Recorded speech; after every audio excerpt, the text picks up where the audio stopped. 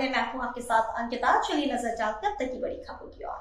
इस साल 2024 के बजट पर ई कॉमर्स को लेकर के चर्चा की गई, जिसमें पेश किए गए बजट का बात करते हुए बताया गया कि सभी वर्ग के लिए 12 लाख तक की आय को लेकर छूट दी गई है। साथ ही इसमें सभी मिडिल क्लास महिलाओं सभी को रखा गया है। इससे ऊपर के लिए 16 लाख तक की आय वालों को 10% एवं 20 लाख और उससे ऊपर की आय वालों को 16 से 20% में शामिल किया गया है। हालांकि इस बजट में सभी वर्गों को शामिल किया गया है। साल के इस बजट के पेश होने के बाद देखना यह है कि यह छोटे उद्योग व्यापारियों एवं मिडिल क्लास पर क्या असर पड़ता है। सर, इस समय सत्र जो 2025 का जो बजट पारित हुआ भारत सरकार द्वारा, इसके बारे में क्या कहना चाहेंगे आप? क्या ये इसका स्वागत करते हैं कि इस बजट का? 2025 का जो बजट आया है आज, बहुत वर्षों तक जो आम जनता की आशा थी उसको पूरा किया, आशा के अनुरूप आया है, आशा पे खरा हुआ है। अब हम लोग बात कर रहे हैं सिर्फ 12 लाख वालों को फायदा हुआ, 12 लाख तक वालों को जी नहीं, उससे ऊपर वाले को भी फायदा हुआ। 12 लाख से 16 लाख वालों को 10% टैक्स देना पड़ेगा, 16 लाख से 24 लाख वालों को 20% देना पड़ेगा, जो कि पहले 30% देना पड़ेगा। तो लाभ सबको हुआ है, सिर्फ उनको नहीं हुआ जो 12 लाख तक वाले। ध्यान दीजिएगा इस चीज पे, ये नहीं है। और जो नया रिफॉर्म आ रहा है, जो नया एक्ट आ रहा है, उसमें क्या क्या आता है ये देखने ही होगा। कुछ चीजें सस्ती हुई हैं, सस्ती भी कैसी हुई है, टैक्स नहीं कम हुआ, कस्टम कम हुई है। जिस तरह की इलेक्ट्रॉनिक कारें या स्कूटर्स या मेडिसिन, वो बहुत अच्छा है, वो भी आम जनता के उपयोग की चीज है। आज हर व्यक्ति को स्कूटर चाहिए, हर व्यक्ति को कार भी चाहिए।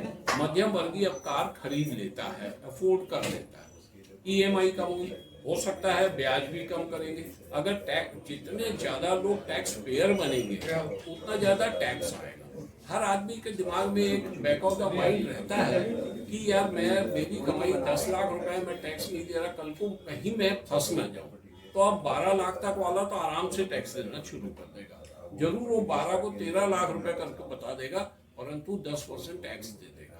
तो इस तरह से ये बजट, इस बजट में हर क्षेत्र का पूरा ध्यान रखा गया, चाहे वो पर्यटन हो, चाहे वो कृषि हो, चाहे वो एविएशन हो। 120 नए एयरपोर्ट 10 साल में आएंगे। किसी भी देश की इकोनॉमी इस पे भी निर्भर करती है कि कनेक्टिविटी कैसी है एक दूसरे से, एक दूसरे शहर से, तभी इंडस्ट्री हर जगह लगेगी। और इंफ्रास्ट्रक्चर के ऊपर जो इन लोगों ने रखा है बजट इस साल का 10 लाख करोड़, जितना ज्यादा इंफ्रास्ट्रक्चर होगा उतनी ज्यादा रोजगार की संभावनाएं बढ़ती है, रोजगार मिलता है। तो मेरे ख्याल से ये बजट बहुत अच्छा बजट है, आम जनता का बजट है, किसानों का बजट है, हर वर्ग का बजट है, ये नहीं कि किसी एक विशेष वर्ग का बजट है। किसानों के लिए क्या ऐसी कोई राहत भरी, कोई ऐसा बजट में आया क्या, ऐसा कुछ है क्या? कैसा? किसानों के लिए कोई राहत भरी है क्या इस बजट में? सार्वजनिक किसानों के लिए कोई राहत भरी है? किसानों को जो क्रेडिट कार्ड 3 लाख वाला था, किसान क्रेडिट कार्ड, उसको 5 लाख कर दिया गया है। और भी कई तरह का है। क्या अभी हम लोग जो बजट सुनते हैं सिर्फ हेडलाइन सुनते हैं, उसके अंदर कई चीजें होती हैं जो बाद में पता चलती है। एक तरह से ये कह लीजिए, किसी फिल्म के जो 2-4 डायलॉग बाद में याद रहते हैं, तो ये चीजें वो याद हैं, वो बोल रहे हैं। पूरी फिल्म क्या है, कहाँ पे किसने क्या किया, वो बाद में ही पता चलेगा। तो ये है, किसानों के लिए भी अच्छा बजट है। शिक्षा को भी देखा गया है। हाँ, देखिए, किसी भी देश की प्रायोरिटी बात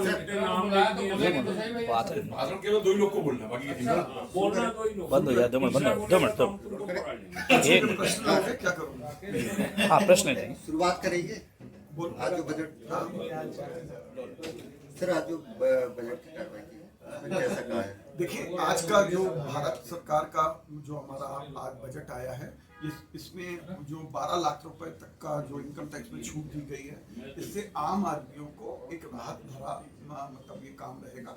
और जो छोटा उद्योगपति है, व्यापारी है, आम जो नौकरी पेशे वाले लोग हैं, इनको 12 लाख तक की छूट देने से उनको थोड़ा लाभ होगा। घर के खर्चे चलाने के लिए उनके पास थोड़ा पैसा ज्यादा आएगा।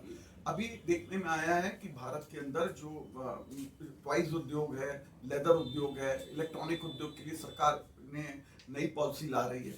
उस पॉलिसी के अंदर सरकार को चाहिए कि छोटे उद्योगपतियों को बढ़ावा देने के लिए इंसेंटिव स्कीम लाए, जिस तरह वो बड़े उद्योगपतियों के लिए इंसेंटिव स्कीम लाती है वैसी लाए, ताकि छोटा उद्योगपति भी उनका मुकाबला बड़े उद्योगपतियों का कर सके। यहाँ पे आज जिस तरह का टैक्स रिफॉर्म अगले हफ्ते आने वाले हैं, नए रिफॉर्म इनकम टैक्स के अंदर सरकार डायरेक्ट टैक्स कोड ला रही है अगले हफ्ते। देखना है कि वो डायरेक्ट टैक्स कोड किस तरह का रहेगा, वो आम आदमी को सारे भारत की नई जो इनकम टैक्स व्यवस्थाएं होंगी वो कैसी होंगी, ये देखने में अगले हफ्ते आएगा। उससे अंदाज लगेगा कि किस तरह नई टैक्स सिस्टम में किस तरह की रिफॉर्म सरकार करना चाह रही है। तो अभी 12 लाख तक के लिए तो सरकार को बहुत बहुत धन्यवाद कि उसने जनता की राहत दी है, मगर बहुत अपेक्षाएं अन्य क्षेत्रों को भी है कि बड़े उद्योगपतियों से हम कैसे मुकाबला कर पाएंगे, वो सरकार को जरूर देखना चाहिए। छोटे व्यापारियों को जो है इस बजट से कैसे छोटे व्यापारियों को कोई खास लाभ नहीं मिला। हम लोगों का ये उम्मीद थी कि सरकार छोटे उद्योगपति और छोटे व्यापारियों को ब्याज में सिर्फ 50% का डिडक्शन देना चाहिए, छूट देना चाहिए। हम अगर छोटा होटल खोलते हैं, ढाबा खोलते हैं, कोई हम छोटी दुकान खोलते हैं, कोई हम छोटा उद्योग लगाते हैं, तो हम 12% रेट पे इंटरेस्ट बैंक से हमको मिलता है। और वही बड़े जो उद्योगपति होते हैं, इनको ये फ्री में जनता का पैसा लेते हैं, शेयर बाजार से पैसा इकट्ठा करते हैं और जनता के पैसे से वो उद्योग डालते हैं। छोटा व्यापारी अपने घर को गिरवी रख के जाता है और लोन लेता है, तो जब वो 12% दे रहा, वो फ्री के लोन से उद्योग ला रहे हैं, तो कैसे मुकाबला होगा? ये मुकाबला तर्कसंगत नहीं है। तर्कसंगत मुकाबला भारत में तभी ग्रोथ होगी जब छोटे उद्योगपतियों को, छोटे व्यापारियों को रेट ऑफ इंटरेस्ट ब्याज की मार कम हो। अगर हमें कम ब्याज पे बैंक लोन दे तो उद्योगपति व्यापारी बड़े उद्योगपतियों का मुकाबला कर पाएगा। ये आशा है कि सरकार ये विषयों को भी ध्यान देगी। गरीब और मिडिल क्लास को इस बजट में किस तरह से? गरीब और मिडिल वर्ग को यही है कि जो टैक्स रिफॉर्म अभी